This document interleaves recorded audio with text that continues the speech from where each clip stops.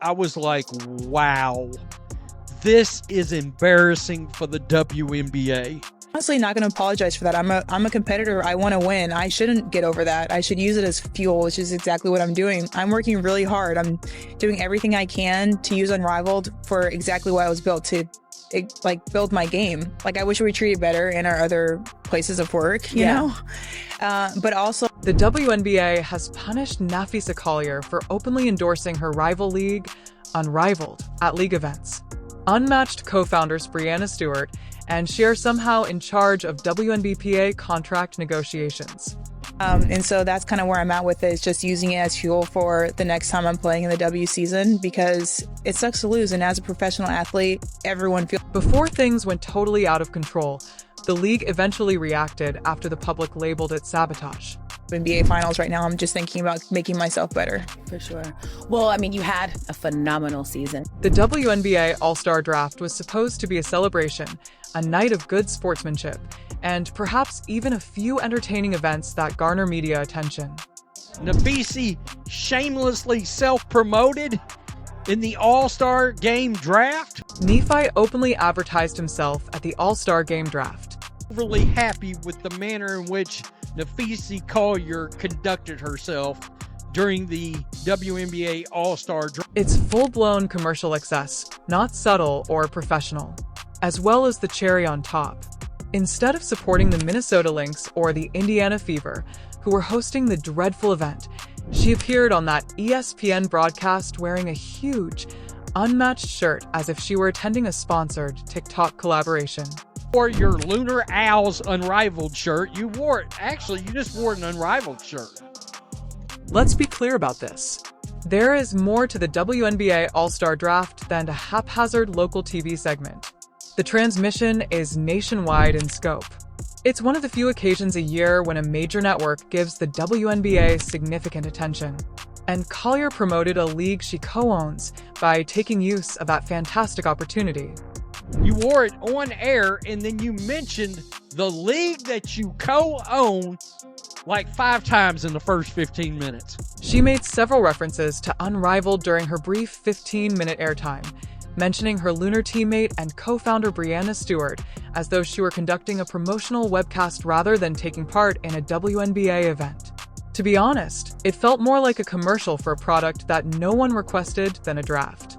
And I'm sure she thought, well, this is my way to shade the people that says there's a conflict of interest. No, it was a great way to prove everybody right. This is when things get wild. Unmatched games aren't even broadcast on ESPN. No motivation, no connection. As if you were the face of disruption, you are marketing a competing product on their platform. This isn't Silicon Valley, girl. It's not adorable. It lacks intelligence. It is blatantly disrespectful. As though she were pitching her startup league to Shark Tank investors, the occasion shifted from celebrating the sport to promoting it. Keep in mind, ESPN doesn't broadcast Unrivaled games at all. They've got no interest in Unrivaled blowing up because they don't have the rights to any games. Let's now discuss the treachery of the franchise. Her actual WNBA squad, the Minnesota Lynx, received no recognition. While Collier transformed the camera into a one-woman hype train for her side project, the Indiana Fever, who were hosting this ostensibly proud moment for the league, received nothing but background noise. The fans were perplexed. Wait, are we watching WNBA content or an advertisement for some bootleg spin-off league? Even the ardent fans began to inquire. And since this wasn't a casual name slip, they weren't mistaken. It was deliberate, premeditated, and repeated. But that was a WNBA product, and it became a promotional tool for another league. You're trying to tell me Napheesa Collier and Breanna Stewart have the best interest of the WNBA players? Let's go on to the more significant problem, which is unparalleled. Originally started in 2023 with the intention of empowering players and advancing women's basketball, it has now grown into a major problem for the WNBA. Let's be truthful. Nobody is being empowered if you co-found a rival league and then flaunt its name at formal gatherings. The very organization that provided you with your platform is being undermined by you. It's a hilarious irony. Collier continues to profit off the WNBA while detracting from the league that initially made her important in terms of fan interest, sponsor trust, and brand equity. It isn't empowerment. That is sabotage. And being really present, like I'm so focused on Unrivaled right now. I want to win this championship right now. This is made worse by the fact that Unrivaled isn't even shown on ESPN. Collier had the gall to promote it at the WNBA's own stadium, even though it makes no contribution to the WNBA ecosystem. Consider that. You're trying to market your own brand to the guests at someone else's party while you're standing in their living room. Did you honestly believe that would work? This was not an unintentional error. This was a well-thought-out decision to promote a company that directly competes for players, viewers, and attention, all the while posing for ESPN's cameras. Perhaps bold. Astute? Not at all. Such a phenomenal league so far.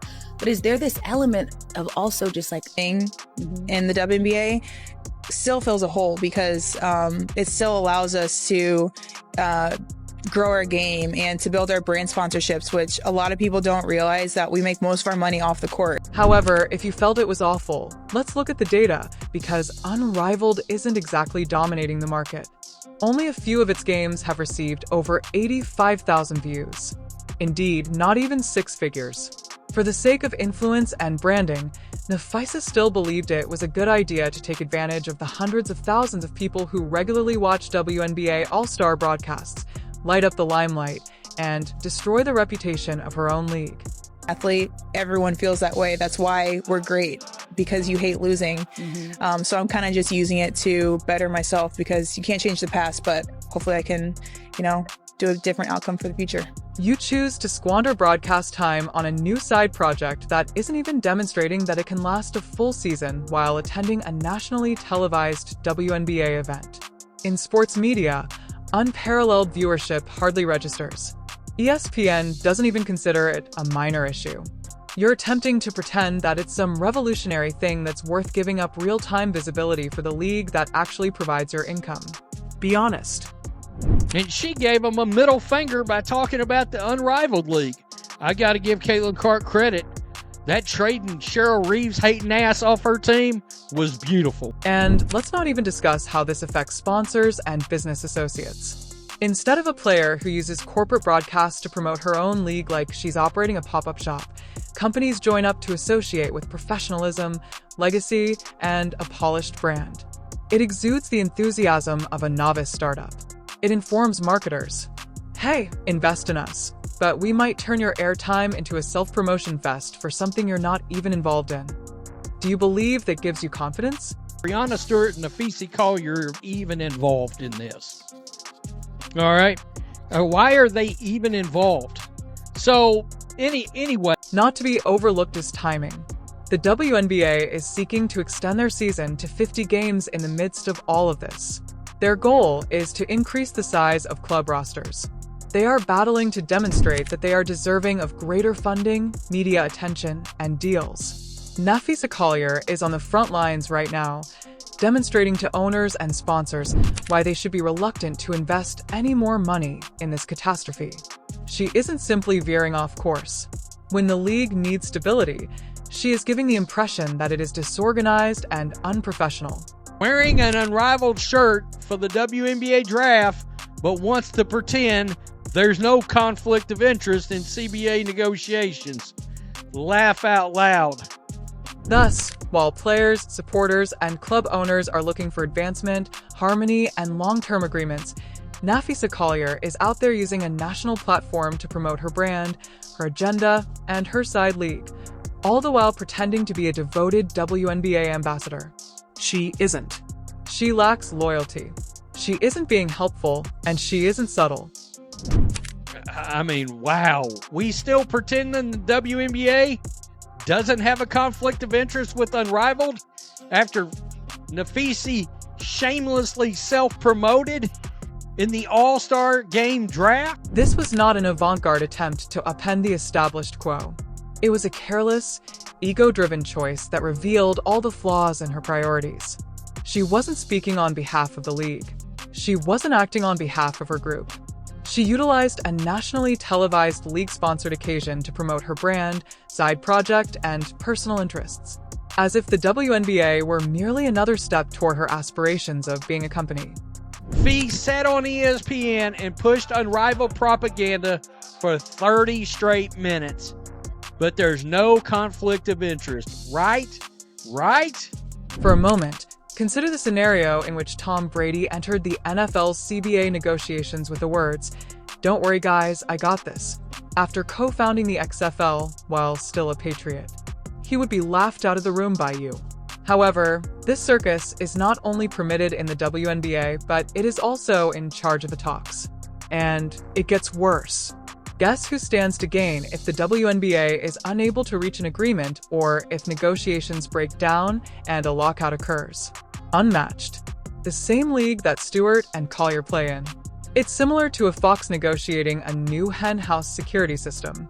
I say again, as a fan, Unrivaled owners, especially Unrivaled co-founders, Players like Satu Sabali immediately branded the owner's proposed proposal for the new CBA as a slap in the face. Breanna Stewart also hopped on that bandwagon, claiming that the offer disregarded all of our arguments. And see, that might well be the case. However, you have to wonder why the people who are yelling the loudest are also the ones who stand to benefit the most from a complete breakdown in negotiations. It's not subtle at all. It seems like they're attempting to push players out of the WNBA and into their own backyard the more irate and histrionic Collier and Stewart become about how unfair the league is. This is manipulation, not leadership. The owners came back with an offer. And Satu Sabali said it was a slap in the face. Breanna Stewart echoed that sentiment on Thursday by saying it felt like the players were, quote, Then came the criticism because social media wasn't going to overlook this one, and fans aren't stupid. The internet erupted in support of Collier following her little all-star prank in which she transformed ESPN into a glorified, unmatched advertisement. Screenshots of her daring, unmatched garment went viral on X, with commenters and fans describing it as a sabotage attempt concealed behind a smile. Not a good one at that. This is a screenshot. That right there is an Unrivaled shirt. That's an Unrivaled logo on Collier's.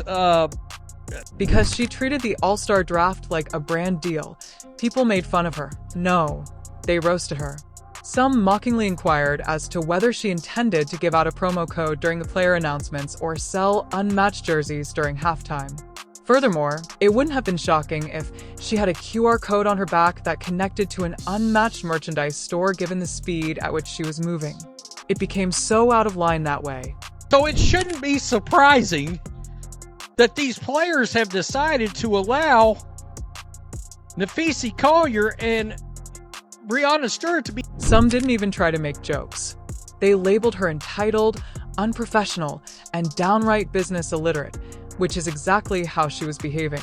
One follower was spot on when she likened her action to burning your employment offer during the interview. And it was precisely that. She wasn't merely trying to harm her own reputation. She was criticizing the WNBA as a whole. The same thing was being said by media personalities, seasoned athletes, and even impartial voices.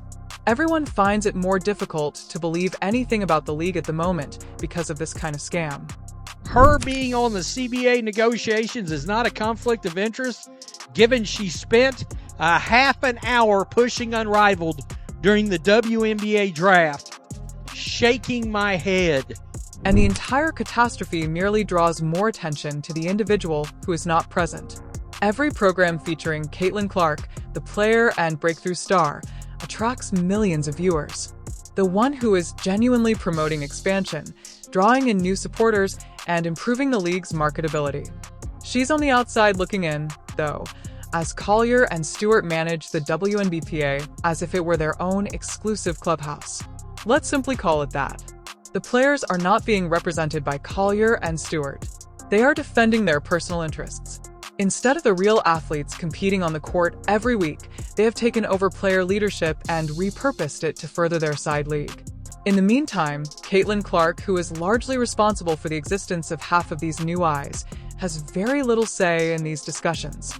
This power dynamic undoubtedly makes that evident, even if Collier's all-star catastrophe didn't. The double standards are also rather noticeable. It was perfectly summed up by one commenter. They would have called it entitlement if Caitlin Clark had done this. However, they refer to Collier's actions as empowerment. It tells it all, because it's somehow bold and revolutionary when the old guard does something dirty. However, a newcomer is instructed to sit down, blend in, and pay her dues when she attempts to speak up. It's not a union, it's a clique. Get more painful breakdowns, unsaid drama, and the truth no one else would speak aloud by subscribing now.